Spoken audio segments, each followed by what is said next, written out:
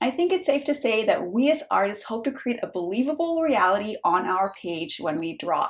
And broadly speaking, we can create this reality with either only lines or with using tones and value.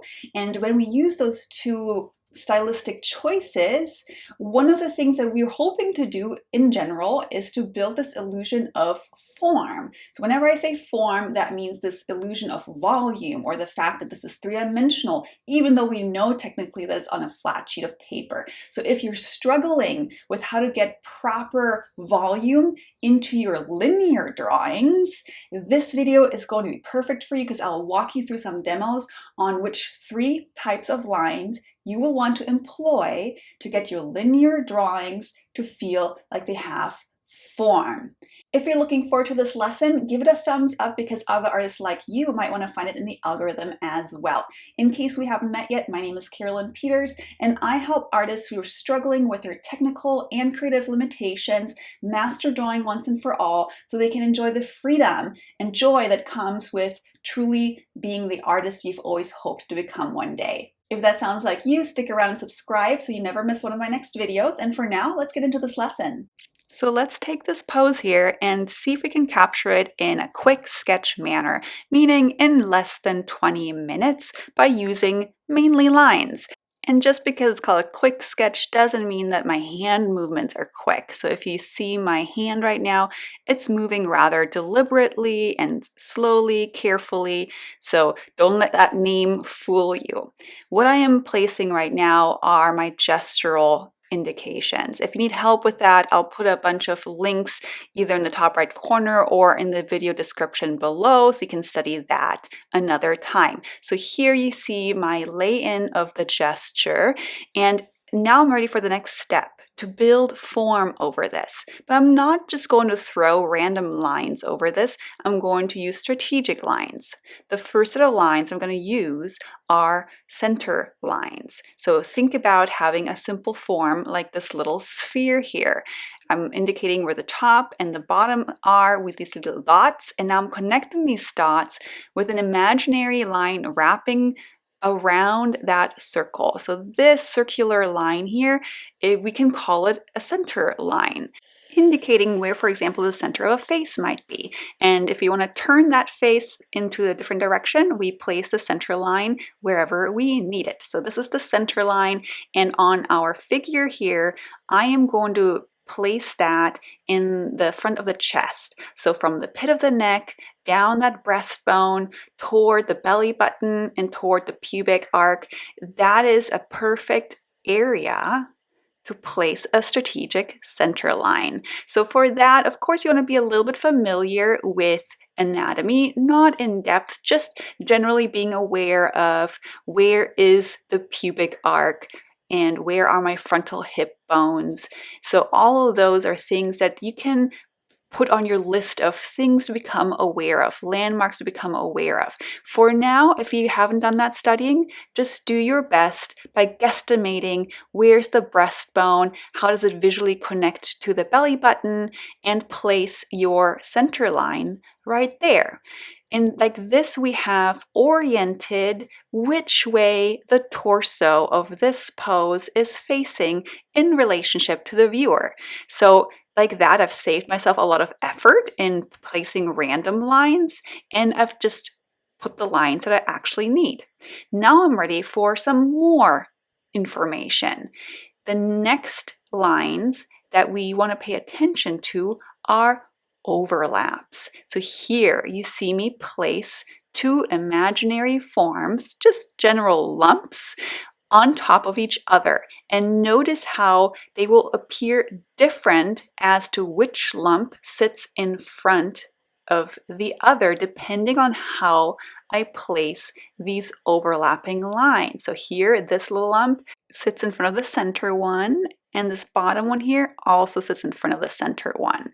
So we call these overlaps. They're basically little T intersections. So here you see me place the thigh in front of the hips, or the knee in front of the calf. So those are really important line placements that will help the viewer understand which body part is visually closer and which body part is visually further away. And you can do this all over the body.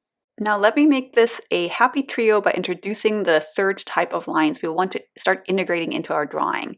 Let's say we have a sphere in kind of a lumpy form sitting on top of each other. The way that we can make them feel three-dimensional is by also using what are called wrapping lines. So depending if we're wrapping them towards the right with circular lines or wrapping them to the left with circular lines, they help us grasp the volume of our form more successfully. And to help us figure out which way to wrap these lines, which way to curve them, it's really nice to have this little helper cylinder, which I use to put into position of the body part that I'm trying to figure out. And then I just look at which edge is closest to me and which way is it forming. Am I seeing it like an upward curve or like a downward curve? So let's look at it, how I integrate this type of line into this drawing. I'm looking at the upper thigh and I'm wrapping a downward curve because basically our thigh is cylindrical, right? And I'm not putting these wrapping lines all over the limb. I'm actually just strategically placing them at the top of the limb and the bottom of the limb. It's really nice to also place it across the chest where the nipple line would be or where the belt line would be wrapped. You can also wrap one across where the brows are, and in that manner they become center lines again, but horizontal center lines.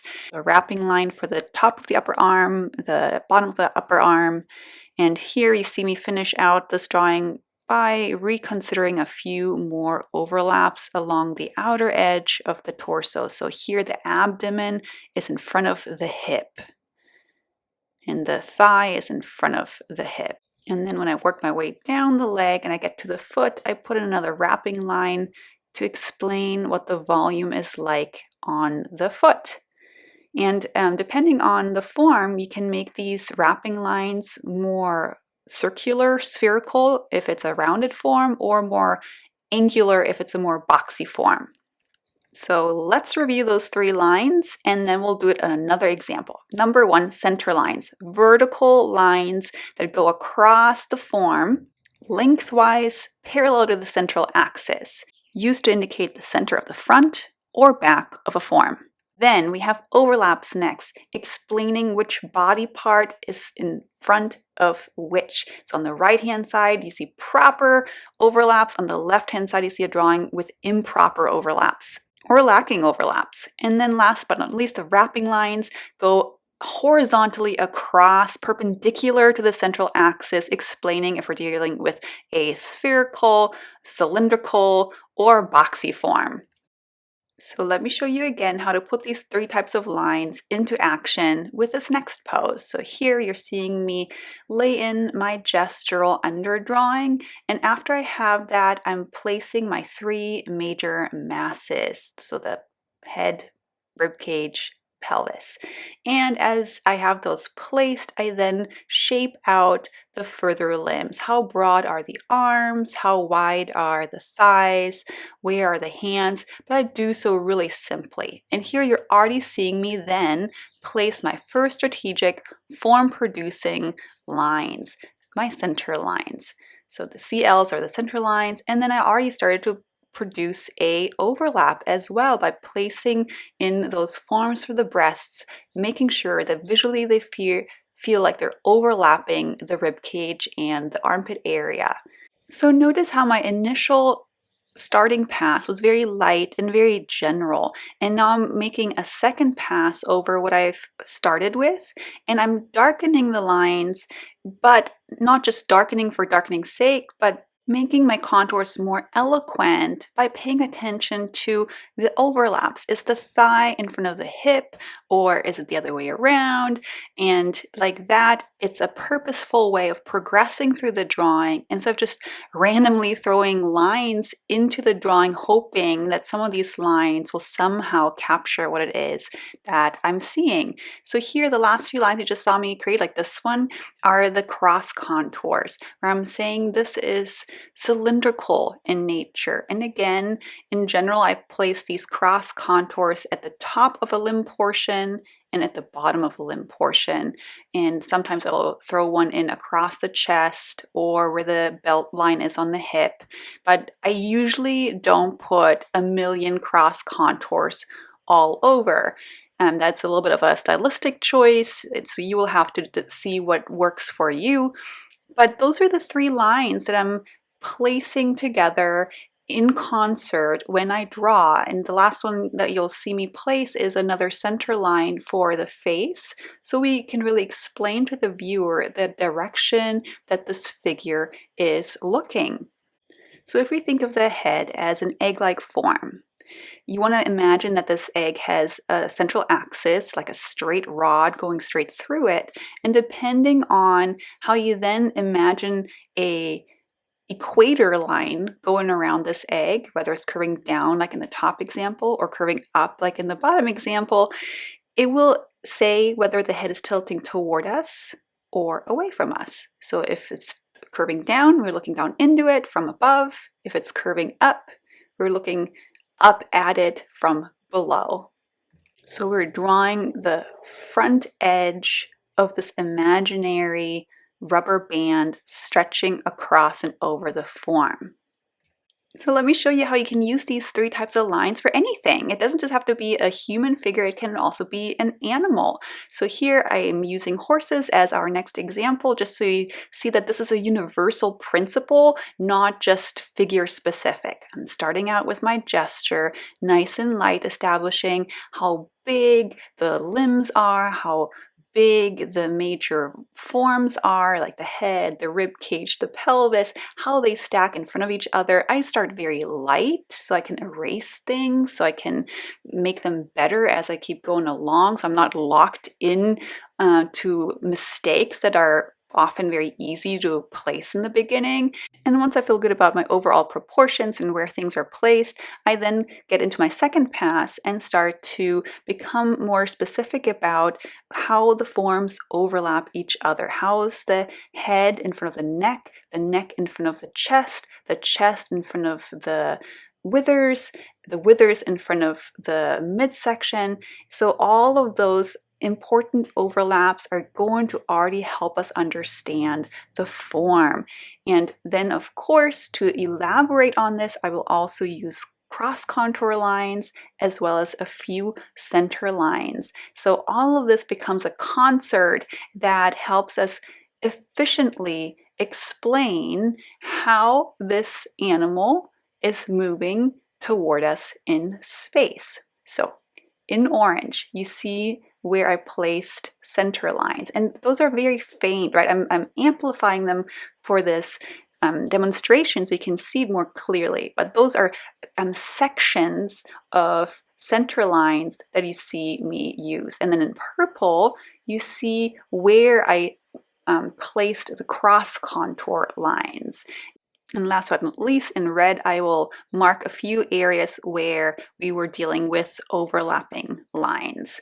So as you can tell, in a pose like this, which is a 3/4 pose with lots of foreshortening, there are many, many opportunities for overlaps. And a nice rule of thumb to keep in mind is the closer the body part, the darker you can make the line, and the further the body part, the more you can ease off on the pressure. So we can vary the line quality that we use of these 3 types of lines. Let's look at one last example just because it's so much fun. Here's one more horse pose, and we're going through the same exact process, beginning with our lay-in in a gestural manner, in a light, erasable manner, establishing the length, the angle, and the overall scale of things.